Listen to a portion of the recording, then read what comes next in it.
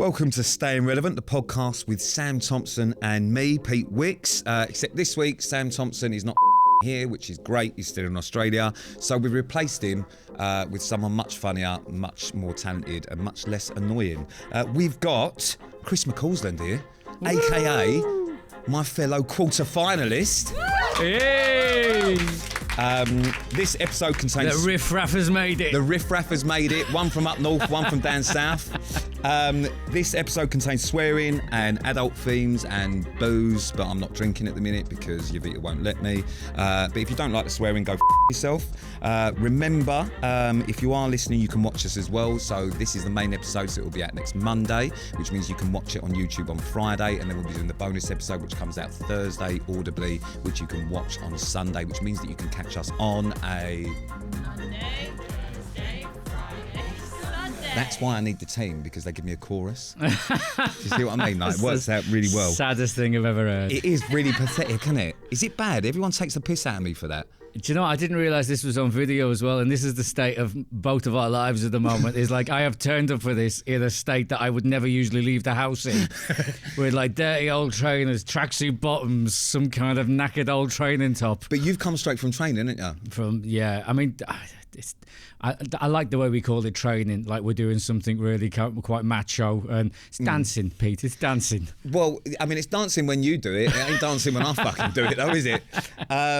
Mate, how are you getting on this week? Quarterfinals week. So this is obviously Wednesday. Yeah. Which means that we are both preparing for the quarterfinals this week. We are, and by the time this goes out, one of us will be sat on the couch probably. Yeah, well, or neither of us. We can hope, can't we? I mean, imagine if we were both in the semi-final. I mean, it would be... Imagine what that would do to social media. Oh, it'd go mad, wouldn't it? It's been a bit of an uproar, really. It's a dance competition, and we are by far the weakest dancers. Annoyingly, though, you're fucking much better than me, and it fucks me off. Does it? It really fucks me off. That makes me more happy. If there's one person at the start of this I thought I could probably beat, it was going to be you. And as it turns out, I can't. It really fucks me off. Oh, that makes me so happy. I know it does. That makes me happier than getting a 10 off Craig. Do you think you'll ever get a 10 off Craig? No. Not a chance. What's the highest he's ever given you? An 8.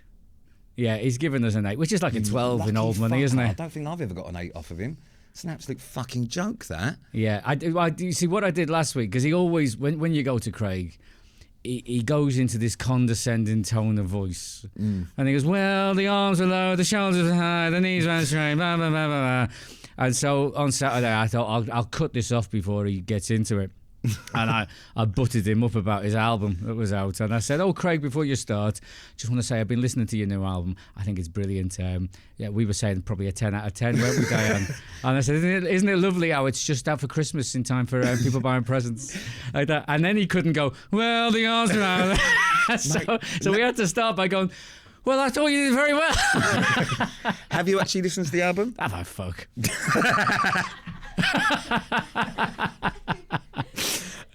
Right, so I mean, look, I'm sure loads of people have asked you the same question a million times, but you've been asked to do Strictly before, haven't you? A couple of times. Yeah.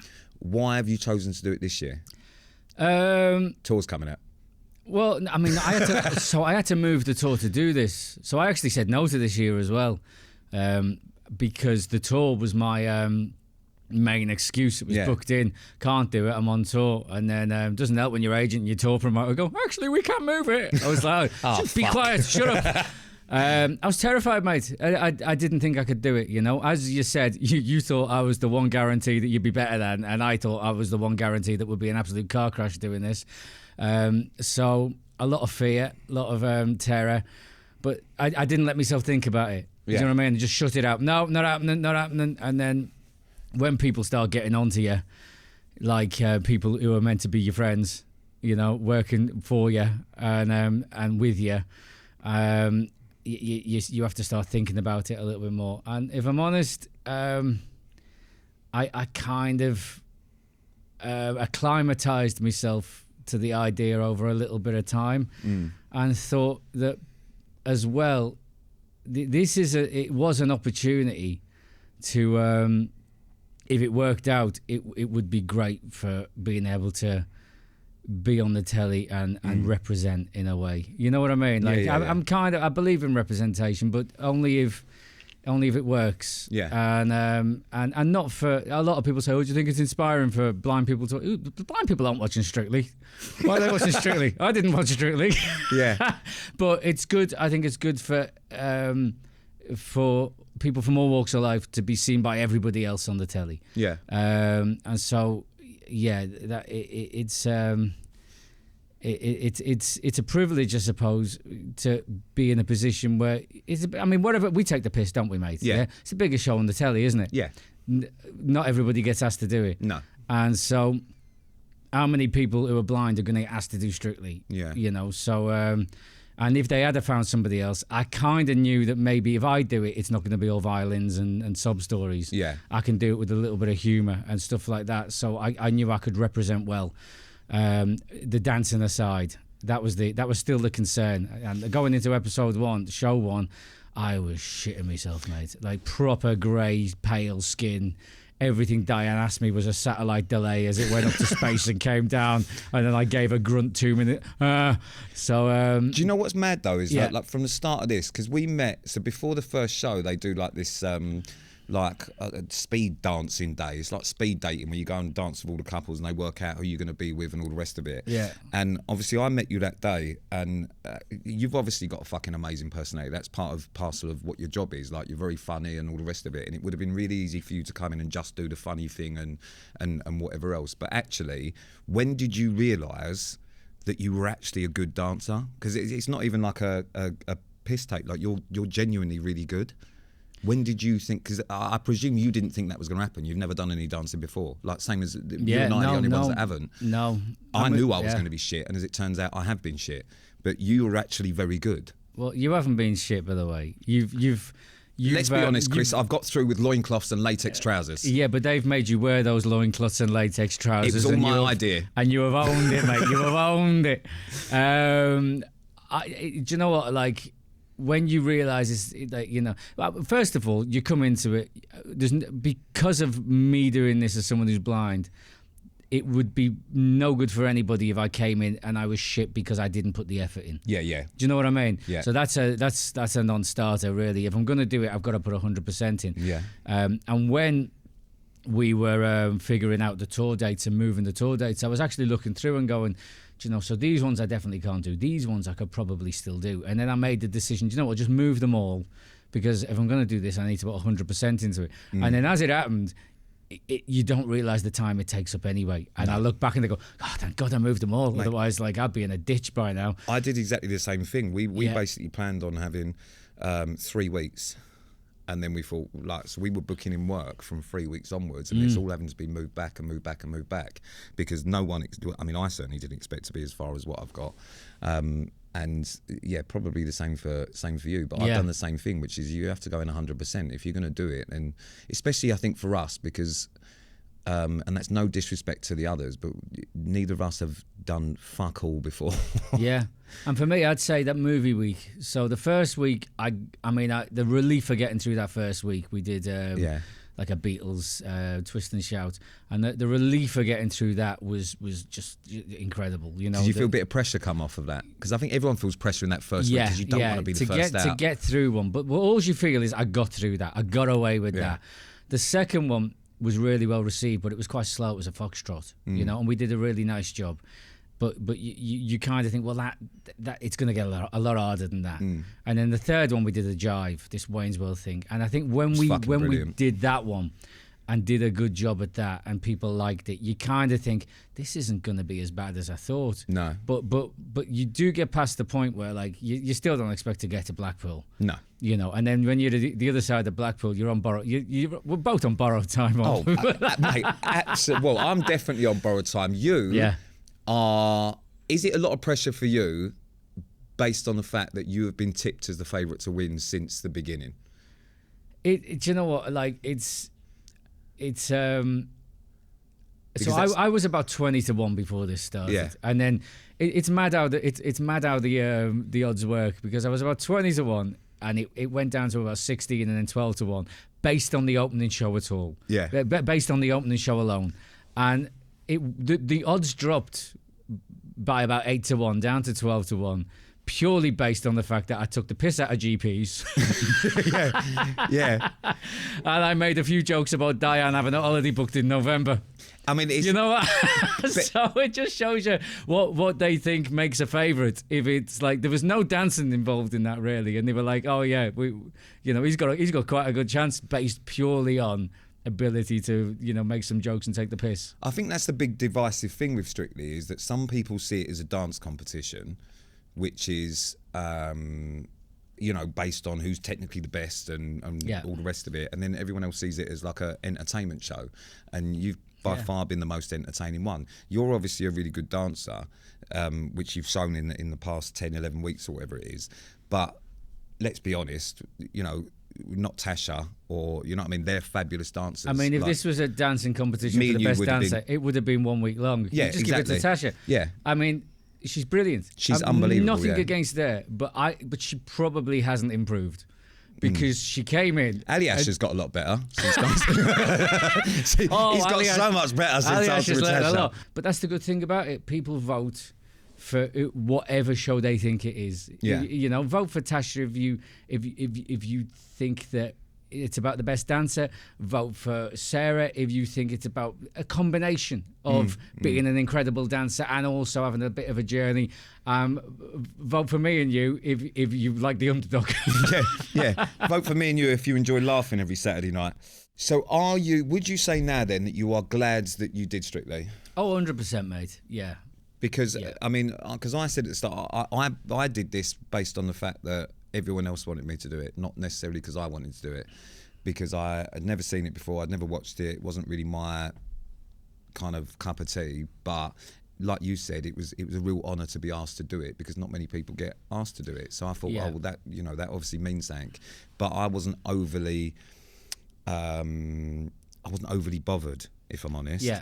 But then I started the training, and if I'm in, I'm 100% in. Competitive with yourself. Yeah. There's no competition with other people as far as I'm concerned. I think you and I both said that, as far as we're not competing with other people. Well, I find it hard to compete with other people when I can't see what the other people are doing. I can't see the improvement and the failures and the successes. Yeah. So all I can really do is try and improve on my own bits and pieces every week, really. Well, on that, because I've watched you training for about 15 minutes when you and I were training in the same place. I sat there and watched, and I cannot understand, and I'm sure you've been asked a million times, how you managed to do it, how you and Diane have done it. Is every week different, where you have to find a different strategy for each dance? Because you can't see the dances you're doing. And so how the fuck do you do it? I've said before, I think they could make a documentary on how you fucking learnt to do this stuff, because I can see and I can't fucking do it. Well, somebody asked from the BBC to come in and film, mate. and stuff, and like film half an hour and talk to us about this, and I said no to it, because I think, I mean, it's a bit of a naff word, but it kind of ruins the magic a little bit for people to see it on the telly. And I'd rather people go, how the hell did they do that? Oh, look at you just leaving the air of mystery. Yeah. Fucking hell. Oh, mysterious Chris. Yeah. Absolutely. So, like, how the hell did they do that? Rather than, that's how they done it then. But it is just trial and error. Like, so last week we did the Paso Doble, and I struggled to say it, let alone dance it. And that was the hardest one for me to learn, because the posture and the positioning, the shapes, nothing like anything else. It's not even a dance. It's like a historical reenactment of, like, something you'd see if you went to visit a castle in Spain and they had jousting and then bloody this Paso Doble being performed. What I did think this, because so you had your sight up until what was it, 22?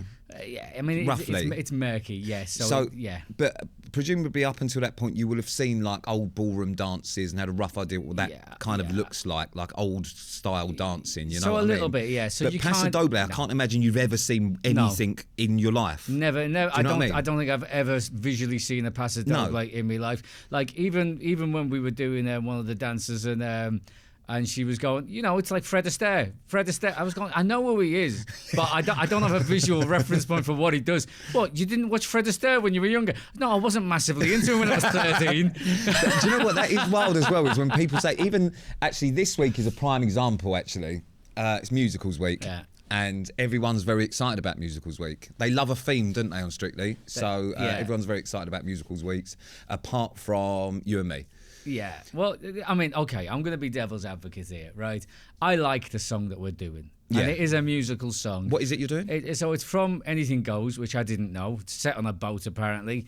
And we're not even doing the main song. We're doing this song called You're the Top. And it is proper, like, it's of an era. Do you know what I mean? It sounds like 1940s, like music hall. And I like that. I like music that sounds like it's of an era. You know, and I think, I mean, I'm a massive music junkie. And I think when you listen to music from the, you know, you listen to the 20s, the 40s, the 50s, 60s, 70s, 80s, you can pin a song down to a decade pretty much when you hear it. After you get to the 90s and on, it all becomes a little bit murky, doesn't it? Especially with pop music, right? All of the decades kind of blend into one, because I think sound recording all kind of leveled off to the point where you can't hear the difference, and it all became a little bit electronically produced, and so you lose a lot of these kind of indicators that give, you know, a sense of when the music was made. And so that's why I love music that you can tell the era it's from. And this is one of them songs. So it's irrelevant it's from a musical, really. I don't go to the theatre and watch musicals. I find them a little bit, you know, if you're going to sing about if you're going to sing about going to the shops, just say I'm going to the shops and get on with it. You know, we don't need a song about it. See, I'm with you on that one. And it's like my musical this week is West Side Story, and I'm a bloke called Tony. Yeah, that's pretty much all I know from it. But apparently it's not Tony though, is it? You've said that very Essex. It's like Tony, yeah. Tony. But apparently it's like Romeo and Juliet or something of a new age. Hey, Tony. I'm going to start doing that to Vita for the rest of the week. Who's she, Mary or something? Maria, that's it, Maria. Yeah. So anyway, we don't know a lot about musicals. We both said that in the results show at the weekend. I like them for kids. I mean, we grew up in them. All the Disney films that you grew up with the musicals, really, aren't they? You know, and Mary Poppins and all that. Yeah. What's the other one on the hills in Austria? Sound of Music. Yeah, we've been the. I mean, I've never watched that one. That one looks boring, to be honest. But we went to watch The Lion King the other week. I tell you what was funny. I got invited to like the 25th or whatever anniversary of The Lion King. Because Strictly has increased my profile to the level where I'm now at the level where I get invited to the 25th anniversary of The Lion King, and I get sent free blister plasters in the post. Annoyingly, I wasn't fucking invited, so I don't know what's to be done for my fucking profile. I took my daughter, right? So it was brilliant. My daughter started getting restless in Act 2, right? And at the end, the lady who like created the whole thing came on stage. She gave a little talk about how wonderful it was, the Lion King family, how brilliant it's been, how many countries it's gone to, and then she said, and we've got a little treat for you. She said, please enjoy the brand new Act 3. And my daughter went, what? We haven't got to sit through more. So she shit herself like there was another 45 minutes, but it was about 8 minutes. I've met your daughter and your wife, and they're a really beautiful family. I've got to say that, man. But what are their opinions on you doing Strictly? Because was your daughter a bit nervous about it? Shitting herself, yeah. And she's 11, and I think she fed off my anxiety. There was no hiding it. I was terrified, you know. And she was really, really nervous before those first few. And now she's a lot better with it, because she's, you know, I think I've got confidence in it, and she's got confidence in it. And it's difficult because it does consume all aspects of your life, doesn't it? You know. Yeah. So you become a lot less of a dad doing this, and luckily it finishes just before Christmas, so there's an opportunity to make it up. So, yeah, you've got a bit of redeeming time. Yeah. But you know, when you said, "Am I glad I'd done it?" Like, when there's obviously everything. There's no. I mean, my father-in-law, who's no longer with us, always said to me, there's no such thing as a selfless task, right? And he's right. So you can sit here and go, oh, I'm doing it for representation, but obviously I'm selling tickets, aren't I? You know what I mean? My profile's improved. But the reason I said no to this is the risk was too great. Yeah. I was already selling tickets at a decent sized theatre, and this has allowed me to sell more tickets in some larger theatres. But the risk was that it would have been a car crash, and I would have sold less tickets than I was selling before going into it. Because I think, especially in comedy, nobody wants to go and see a comedian that they feel sorry for. Yeah. Right? So there was a risk there, and part of me was like, let's just stay with what we've got, right? But we've done it, it's worked out, there has been a benefit to me. But also, there has been a benefit, like the awareness that it has created. Yeah. Like, I get messages from schools who are learning about blindness and learning about, I don't read Braille, but they're learning about Braille. Do you know what I mean? I've had messages from charities who say that their Christmas raffle takings and charity donations have gone up a lot, and the only thing they can put it down to is the awareness on Strictly this year. So it has been worth it on all fronts. And I know we sit here and we moan about it, and we'll carry on moaning about it because that's what we do. Yeah. We're trying to be funny. But it has been worth it. And I'm guessing it's been worth it for you as well, mate, because you're putting the effort in 100%. every week. 100%. It's like, if I do something, I'm going to go 100%. And you're right. I completely agree with that statement that there isn't, a selfless act. But for me, I've been really fortunate over the last 11 years to fucking forge some sort of weird job out of just being myself. But what that's enabled me to do is have a bit of a platform to raise awareness for other different things. And mine is animals and whatever else. And I've got a show coming out in January, like a dog show about dog rescue and all the rest of it. And that was probably one of the main driving forces behind me doing Strictly, was to get more people to have a look at that and see the work that they do there. But it's not completely selfless, because I also wanted to do it based on the fact it's a life experience. When I'm 80 years old, I'm going to be talking about this at a dinner party, the time that I fucking nearly dropped Yovita on a head dressed as Freddie Mercury in front of 10 million people. Do you know what I mean? It's one of them things that you go, fuck me. Yeah. And I have enjoyed it. As much as it's been intense, I've really, really enjoyed the entire thing. I bet you that when you're 80 years old, you're feeling better, Nick, than you do now. Well, that wouldn't be fucking hard, would it?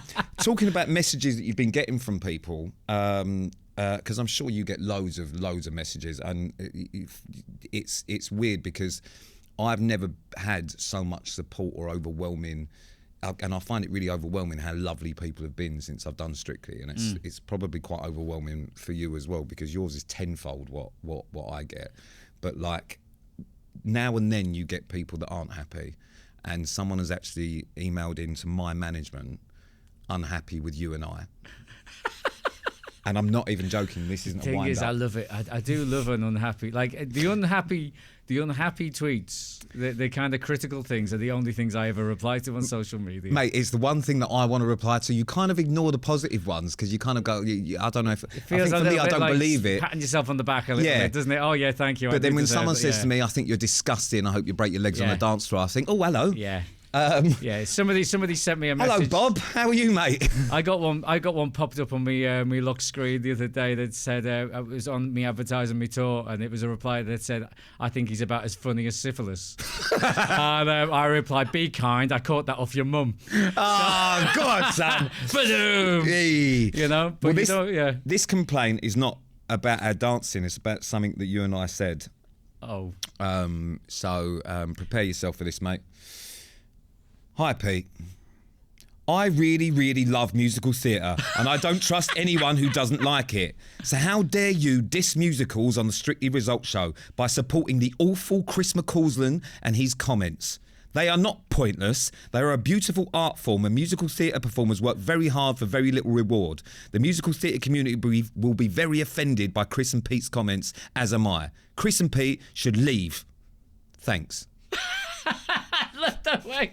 So it's quite an angry, and then they're polite enough to thank you for your time. Thank you for your time. Yeah. So we've pissed off the musical theatre community. So I just want to say I actually love musicals. They're great. Anyone that works in musicals or for musical theatre, I think you're wonderful and you're doing such a great job. It's 01, which is the voting number for me on Saturday. Chris, anything for you to say? I would like to say that if you aren't allowed to moan about things, whether you believe them or not, then there'd be no such thing as comedy, so get a life. All right, I'll take mine back. I agree with Chris. Go fuck yourself. And if I'm honest, I'm happy just not having that one vote. You can have it. I fucking need it. So the musical thing, obviously, it's not that we hate musicals. No. They're just not our cup of tea. No, they're not my cup of tea. Did you mention this to Cynthia? That's what comedy is, isn't it? You double down. Yeah. On your dumb, stupid beliefs in order to get a laugh. So did you double down when you were on Graham Norton with Cynthia Erivo, who's sort of the star of the new Wicked movie? Obviously, did you tell her your thoughts on musicals whilst you were sat there? Did you mention that, Chris? Because obviously, did you double down there, son? I was about to, but Graham changed the conversation. Oh, that was fortunate, wasn't it? Yeah. That was fortunate. What a great guy. Right, so... I did ask Nicole Kidman out for a spaghetti bolognese, though. how did that go? Well, it seems that she graciously accepted. She was very enthusiastic about it, but then her people ushered her out of the building very quickly at the end before I could get her phone number. So That's unfortunate, I'm isn't sure it? she'll get in touch. I mean, that would be a fucking amazing story, wouldn't it? Chris McCausland and Nicole Kidman go for spag bowl after following friendship made on Graham Norton. Yeah. Fuck me. If she's in the audience of fucking Strictly next week, I'm gonna fucking die. Right. So listen, enough Strictly chat. Because I think you and I have spent the past fucking 3 months talking about it. Yeah. So this podcast is called Staying Relevant, and the reason we called it Staying Relevant is because Sam and I have never been relevant, and we're just a couple of fucking desperados that fell into this mad little world and constantly get overtaken by people with a lot more talent. So normally what we do is with guests is we discuss this kind of staying relevant moments and the things that kind of they've got in their lives that have made them relevant and whatever else. You mentioned Jamie and being EastEnders and all that sort of stuff. And it's a shame when anyone goes at this point in the competition, isn't it? But Jamie isn't the only EastEnders star in Strictly, is he? No, he's not. They have one a year, Pete. But haven't you been in EastEnders? I have, mate. So you're the current EastEnders star that's in Strictly? I mean, I've I can't believe this, and I can't wait to hear about this. I've actually been in more episodes of EastEnders than I've ever watched, and that is one.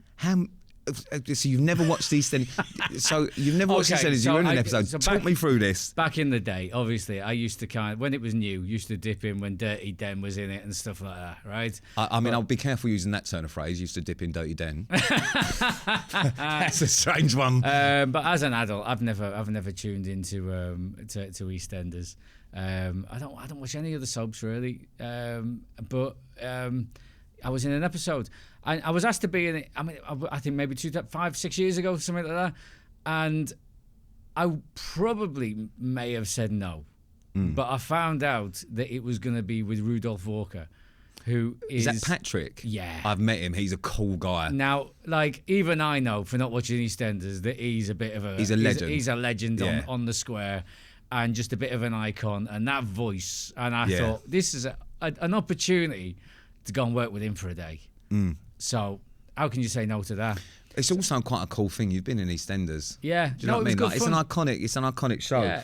So your background then, because I think a lot of people probably they obviously know you now as a comedian, but you've done a bit of acting and all sorts of stuff before. I mean, I went to the screening of a new film that you've got coming out. Yes.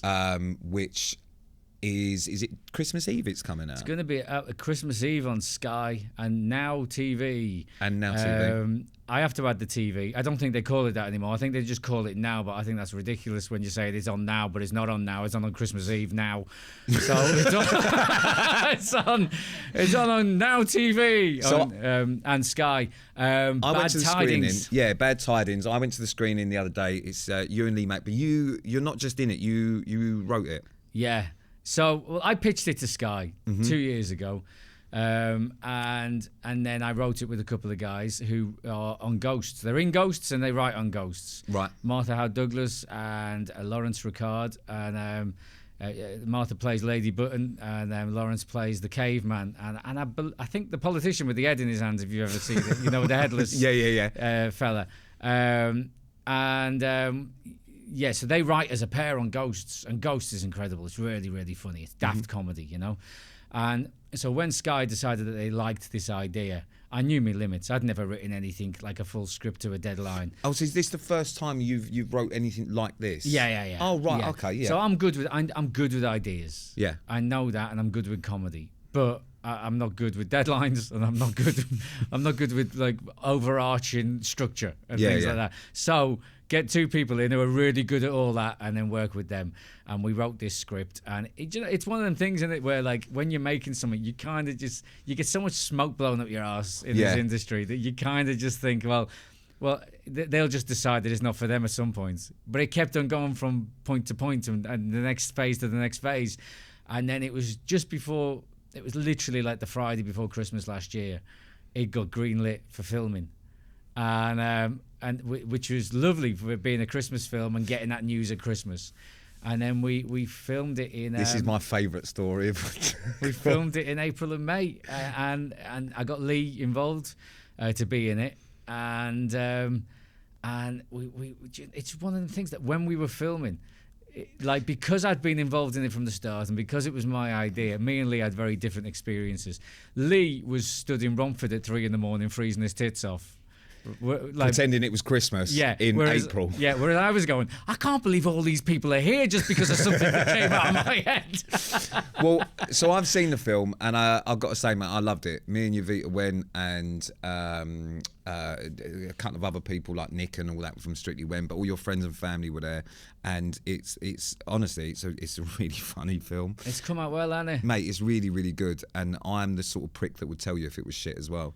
And it wasn't. It was really, really good. Yeah. Were you happy with, because is that the first time you'd seen it as well properly? Yeah, so I'd seen bits of it, and that was the first time I saw a full the full version. And it's difficult because, like, as a comedian, I am a control freak, right? And comedy, stand-up, you're in charge of everything. But when you do these other things, you need to learn to relinquish control of things. You need to kind of accept that other people are also good at their jobs. And let people do the things that they're good at.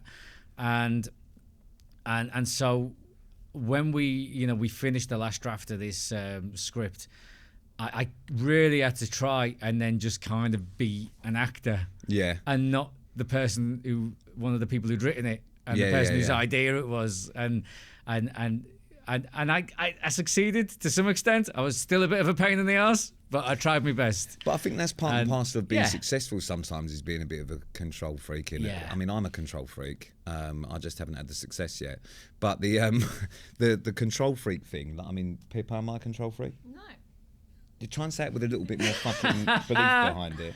But you know, the thing is as well, is when we were filming this, like, there was like 2 scenes that they decided they were dropping because of scheduling, right? Yeah. And I was you can't drop these scenes. If you drop these scenes, it doesn't make any sense. It's ridiculous. Why would you drop these scenes? None of this makes sense. This bit doesn't make sense. That bit doesn't make sense. You're going to ruin the film, blah, blah, blah. And I went on about these 2 scenes, right? And I was a bit of a pain in the ass. Just went on about them. Anyway, I had 6 months away from the film, and I did all the edit and the post, went to watch it. And then I said to the producers afterwards, you know what, I didn't need them scenes after.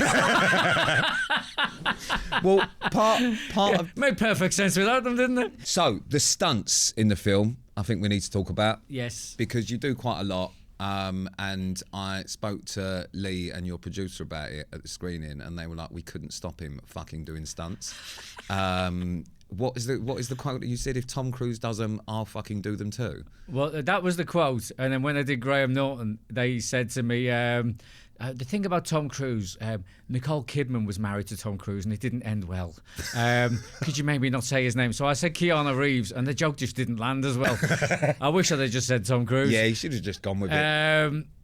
But yeah, it was one of them things that they had stunt guys on standby, but it's if you can only see the back of somebody's head, in my mind, it's obvious it's not you. Yeah. And it's far better if you can see the face while you're diving around and getting thrown off things and all that kind of stuff. So, you know, what's the worst that can happen, really, isn't it? Just death. Death is quite a bad one. So there's a scene in the film where I'm on the top of a roof. Yeah. And I said to them, you've got 2 choices with this. You either harness me to the top of a house, or you build a roof and let me fall off that. And so they said, I think we'll build a roof. So they built this roof, but it was still about 20 foot high. And they harnessed me onto the top of this roof. And I had to fall on the top of the roof and then slide down the roof over all these Christmas lights. And I'd insisted on doing this myself so you could see me face in it and it all looked good. I mean, it looked fucking great, mate. Yeah, but I didn't realise how painful it would be. Sliding chest first, pretend like it didn't hurt. And then they were going, have you got Just another... style it out. Yeah, have you got another take in your Chris? Can we try and make sure we get it this time, guys? So what's the film is about two neighbours. Do you want to explain what the film is actually about? So me and Lee, two neighbours, we don't get on, which is great. You're a great double act, by the way, you and Lee. I think you're brilliant. So we apart from Would I Lie to You, you know, I've done like, I don't know whether it's 6 or 7 series of Would I Lie to You with Lee, but we did a thing at the BAFTAs a few years ago. It went viral. Yeah. So, and we got together and we thought, rather than just turn up and winging it, should we write a little sketch? So we wrote this sketch, and the funny thing was when we this links in, by the way, right? When we wrote it, you write this thing and you think it was basically Lee telling me my lines off the auto cue, and then it kind of deteriorated into us getting all the lines wrong and not knowing whose line was whose. And when we came up with the idea, we were like, this is really funny. This is really funny. We came up with it like on the Wednesday, wrote it down. On the Thursday, we were like, oh, do you think this is funny? Right? Because you kind of... you start doubting yourself. Yeah. And then by the time you get to the Saturday when you're doing it, you go, I hope this is funny. And you're doing it on live TV in front of the entire TV industry sat in front of you, everybody that could ever give you a job. And Lee has earned his place at the top of the TV industry, you know, top of entertainment by this point. And I'm just a chancer who's with him. And I'm going out thinking, I could be the person that makes Lee Mack not funny. So I said to him in the wings before we went on, I was breathing deeply, trying to calm down. I said, Lee, should we just knock this up on the head and do the nominations? And he went, don't you bail on me now, right? And we went out, and the first laugh we got, we just fell into it, and it couldn't have gone better. Mate, it was brilliant. It literally went viral. It's the first time that I saw you. That's where I knew you from, was weirdly enough from that clip. Because it is fucking brilliant. If you haven't seen it, you've got to fucking Google it. It's fucking, on YouTube, yeah, right? It's great. So cut to Romford, 3 a.m. Lee's freezing his tits off. Lee said to me, do you know when we were at the BAFTAs and you said, should we just knock this on the head and do the nominations? If I'd have only known that saying yes would have led to 3 in the morning. Would have meant that I'm not stood in Romford at 3 in the morning. It's But yeah, we play neighbours that don't get on, and we do get on really well. But I think me and him bickering is really funny, you know. And he plays. We both have these periods of kind of neurotic obsession in it, that it flips between the two of us. Where he thinks I'm kind of poking him with a stick and winding him up, and then he doesn't believe me that I'm saying there's burglars in the street, and you know, and then it kind of ends up with us both being in the same boat trying to save Christmas together. But it's I made it with how it's turned out, really. It's like the perfect Christmas film because it's one the whole family watches. It's really, really funny on so many levels as well. It's like a layered film. Do you know what I mean? Like there's so many like little layers to it. I genuinely really, really enjoyed it. Christmas Eve, that's out. Yeah, no swearing in it, and I think 7-year-olds can get a lot out of it without even understanding a lot of the dialogue. Yeah. Do you know what I mean? Yeah. But still, there's jokes in it for everyone. Yeah, but same with adults. It's not like a kid kind of based film, is it? Like every age, I think, can watch it. It's like, that's the kind of beauty of it. I think it's a great film. I loved it. Smashing job there, mate. Thank you very much. Job. Look at me being fucking nice. Doesn't happen very often. I'm normally an absolute horrible prick to everyone. So not only have you got that coming out, though, you're going on tour. This confused me. Why is it called Yonks? I mean, it's called Yonks because they need a name. I mean, as you go on tour, they go, it needs a name, and you've got to come up with a name. And I just wanted something. I wanted just a one-word, fun word that, you know, means nothing, right? Because you've got to name it before. I had to name it before I wrote the show. So you could have just called it Kevin. Yeah. Do you know what I mean? It could have been any word, just anything. I like the idea of this. Yeah, so you have to give it a name, but you'd want something that doesn't tie you into something, you know? Yeah, you don't want to be tied to Kevin. You know, I almost called a show Donuts one year because I had some killer material about donuts, and it turned out that material never made the cut, and I was like, it still would have been a good name, wouldn't it? But it would have had no bearing on anything in the show. I referenced the name of the show in this, but also, you know, especially like a lot of the telly I've had to be in the last 5 years, and people kind of think you've come from nowhere, and there's probably a lot of people only just seeing me and you now, you know, on Strictly. and think, oh, they've just come from nowhere. I've been doing stand-up for over 20 years, so it's kind of like the overnight success has taken bloody yonks, I suppose. So in hindsight, I found a reason, Pete. But now I get it. Now it makes sense. Now it makes sense. Because, I suppose people, especially now with social media and TV and all that, you kind of get that break on TV or whatever else, and people think you've just kind of walked in one day and gone, well, I'll be a comedian then, without realising probably all the working men's clubs and all the other fucking shit gigs that you've done over the years. Stag do's, overnight sleeper trains. What's the worst gig you've ever... I mean, this is a really fucking... It's such an obvious question to ask a comedian, isn't it? But have you had some real fucking shitters? Yeah, well, I mean, I've played every type of room and every type of audience, and I've died on my arse. Like, as you know, you can't avoid it. Everybody does. I've been booed off in Maidstone, which I loved. You got booed off? Oh, everybody gets booed off in Maidstone. There was a club called Up the Creek in Maidstone, which was notorious for being a horrible crowd, and everybody would get booed off there. And I got booed off, which I loved, because it just shows that they're equal opportunities arseholes. And somebody shouted out, "You are the weakest link. Goodbye." Oh, fucking hell. Why have you kept going? Like, comedy is notoriously a... Okay, no, that's a bit harsh, isn't it? Yeah. Why, after that, Chris, why did you bother? Why have you kept going? Why have you kept going? But, like, comedy's notoriously hard, isn't it, where a lot of people have really fucking tough times. So you must... What made you keep going and not fucking just go, oh, I can't be fucked with this? Do you know what? It is... Is it a love for comedy or like... It is, but you know what? Like, you have this cycle of ups and downs, peaks and depths of despair, and it starts off, and often they are annual. You'll kind of have your annual kind of, oh, what am I doing with my life? This is going nowhere. And you do get to the point, the longer you do it, if you're at the same level, where it maybe becomes like 3 times a year, you start questioning your life choices. So what was kind of your big, not big break, but what was the thing that kind of put you onto the next level from doing all of that sort of stuff? Was it like Would I Lie to You? Yeah, I mean, so the first thing on Primetime was probably Live at the Apollo. Oh, yeah. But that's a massive thing, yeah. Yeah, but all Live at the Apollo did was, like, it couldn't have gone better. But all that did, I suppose, was endear me to the commissioners at the BBC. Yeah. Do you know what I mean? All it proves is that you're good at stand-up. There's loads of people out there that are good at stand-up. But a lot of the panel shows worry, he's good at stand-up, but this isn't a stand-up show. Can he improvise? Can he banter? And you need one of them to take a punt on you. The first one to do that for me was Would I Lie to You? And when you do that, then they kind of go, oh, actually, he can do all these other things as well.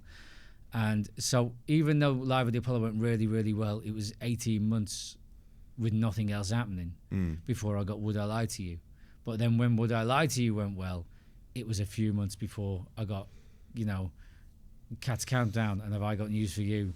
And then when you do well on them, then it all just starts snowballing. People go, oh, he's actually really funny just being himself, as well as writing stuff he's written, saying stuff he's written, And do you know what? That's a perfect example. Is I've met a lot of comedians who everyone really finds funny, and I'm not going to name names, but in person, then you think, God, you're not actually a funny person yourself, and that's probably because they're so sick of fucking trying to make everyone laugh all the time.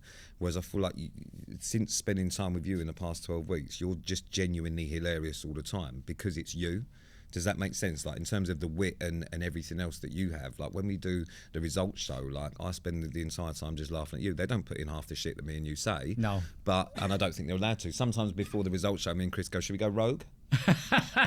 Should we go rogue and see what sticks? Well, the tour that you're about to do, I mean, it has to be your biggest tour, surely, because there's about 900 million dates. You're going on tour for the next 10 years. That's a fucking huge tour, isn't it? Yeah. What is it, 200 dates? There's about, I think there's about 220, 30 on sale at the minute, Jesus and there'll probably fuck. be another 50, and I've already done 80. Well, this is. I didn't so- realise this, that you'd already done 80, Yeah. and then you potentially 250 more. That's a fucking massive tour. Yeah. Well, the thing is that like, as I say, I've been doing stand-up for 20 odd years, Yeah. mate.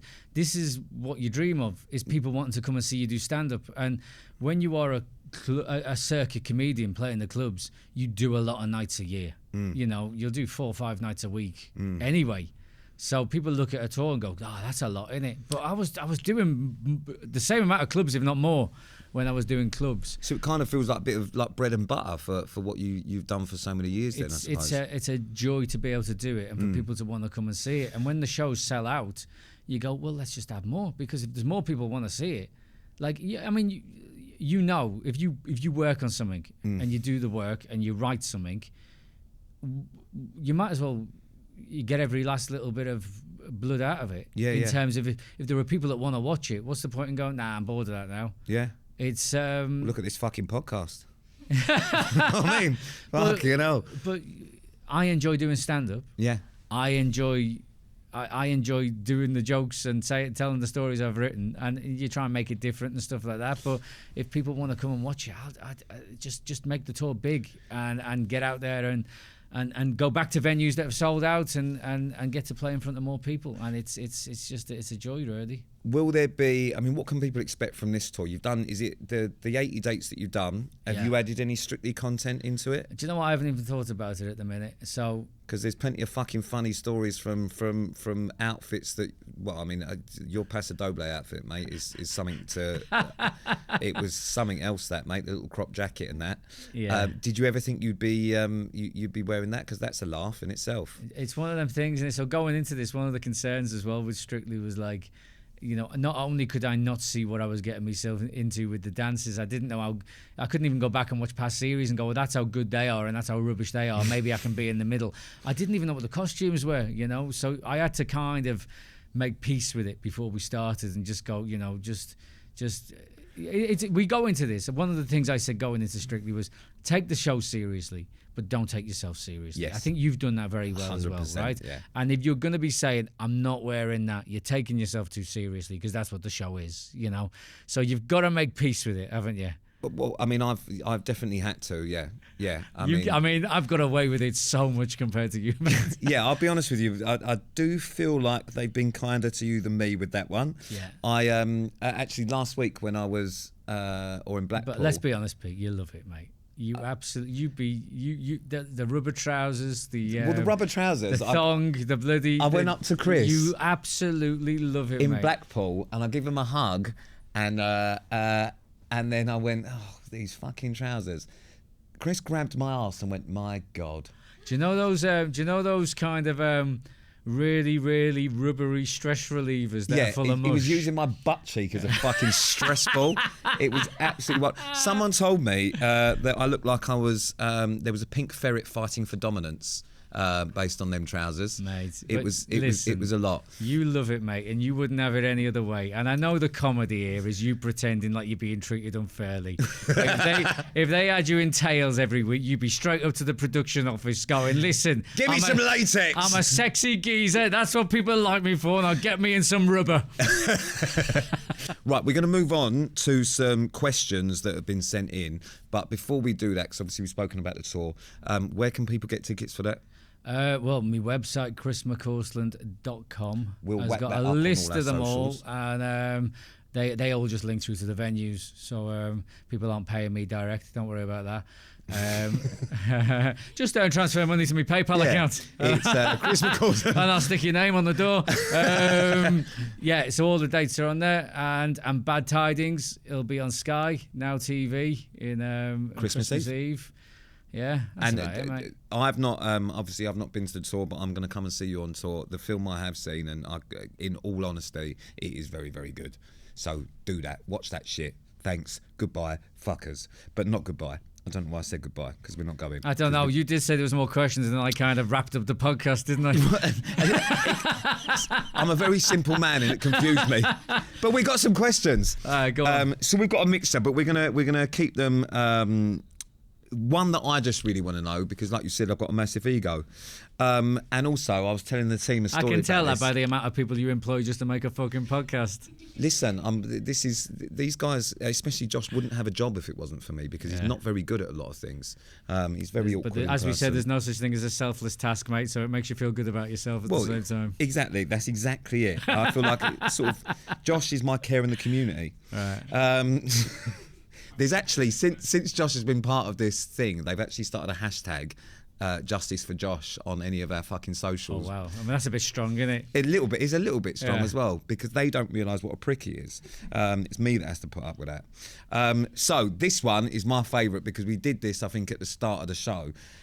Describe what you think I look like, because this is the most interesting thing, is this AI thing that you have on your phone. Yeah. Do you remember when we did it at the start and it described, someone sent a picture of me in the group, and then you sent in what the AI description was, and then we did it for Win.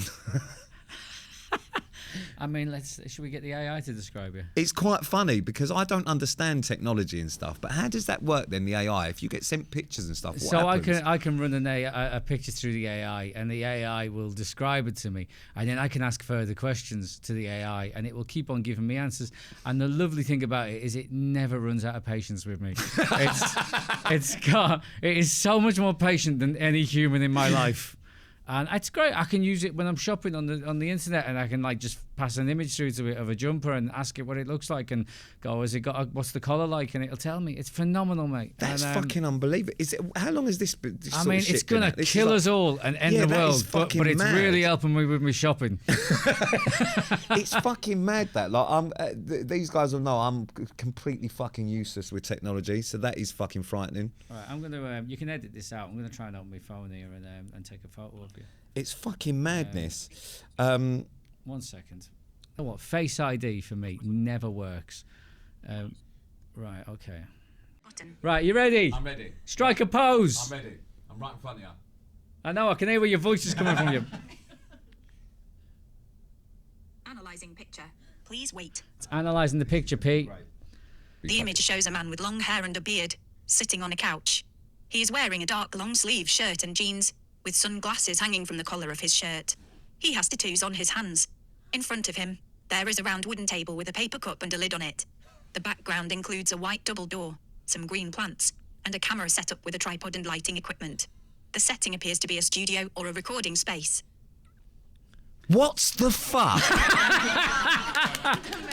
That's fucking incredible. Selected. Get support. Ask more. Button. Right, I'm just going to ask more. Message. Text field. Message. Text field. Describe the tattoos on his hand, full stop, and how old do you think he is? Question mark. Inserted. Describe the tattoos on his hand. And how old do you think he is? Clear text. Send message. Right, Button. let's send that in. Send. Please wait. Be My AI is writing a message. It's right in the Be middle. My AI. The tattoos on his hand include a star on his left hand and some other designs that are not clearly visible in detail. As for his age, he appears to be in his early 40s based on his appearance. How old are you, Pete? 36. Early 40s. Well, I mean, I have heard you describe. Fucking hell. I have heard somebody describe you as a sexy bin man. Yeah, that sexy bin man's Anyway, there you go, mate. That's fucking incredible. What is your last question? Last question. You haven't got many fans, have you? Well, we've got quite a few of them I'm taking out here, mate, because some of them are quite boring. Favourite thing about Diane? Would you ever do the jungle? Well, I mean, no, but I said no to this. Exactly. I mean, I say no, but 3 years' time, I could be chewing down on a kangaroo cock. Yeah, well, listen, there's time. There's time, and everything's got a price. Everything's got a price, literally. That's what I've learned. So I've got two questions for you. Yeah. First one, what has been your favourite dance? Favourite dance has probably been. I would probably say the American Smooth in Blackpool, because not only because we got our highest marks and I am absolutely fickle. I hate the samba, but if we do, we got 37 for the American Smooth. If we'd have got 38 for the samba, I'd be sat here now saying the samba. But I knew it went well. Yeah. I can't often read how a dance goes. Yeah. I knew I'd nailed it. Yeah. Doing it. and having the other dancers around us and it being in Blackpool and a bit of a spectacle, it just felt really, really great. So so I'd say that one.